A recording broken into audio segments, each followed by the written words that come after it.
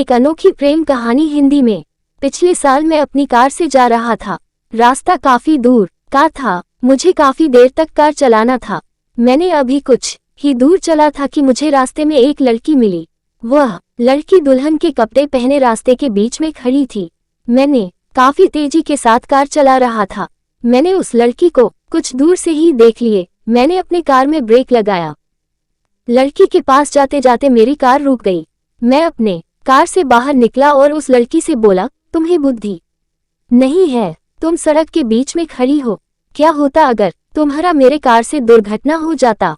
वह लड़की मेरी बात को सुनकर जोर जोर से रोने लगी। वह बोली, अब मैं जिंदा नहीं रहना चाहती हूँ। फिर से वह रोने लगी।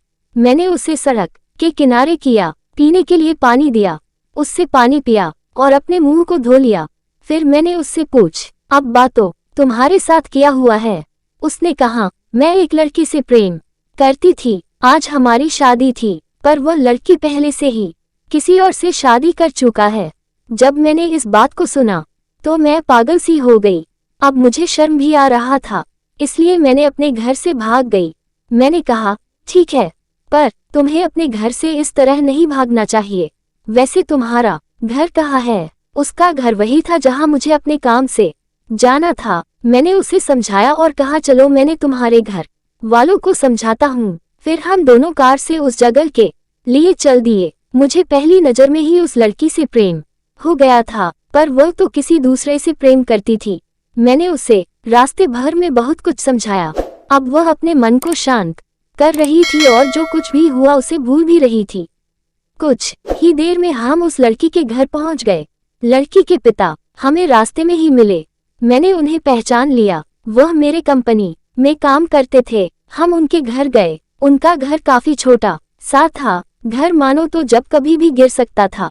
उन्होंने मुझे बताया कि मैंने अपने जीवन भर की कमाई अपने लड़की के शादी के लिए रखा था, पर आज मेरा सारा पैसा बर्बाद हो गया। अब मैं कैसे अपनी लड़की की शादी कर पाऊंगा? यह कहते हुए उनकी आंखों में आंसू आ गया।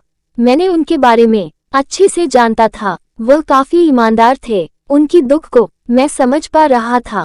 अब मैं क्या करूं? मुझे कुछ भी समझ नहीं आ रहा था। कुछ देर सोचने के बाद मैंने कहा, अगर आप मुझे अपनी लड़की के काबिल समझे तो मैंने शादी के लिए तैयार हूँ। लड़की और उसके माता पिता दोनों ही खुश हो गए और जो भी रिश्तेदार उनकी लड़की को ताने मार रहे थे वह सभी शांत हो गए।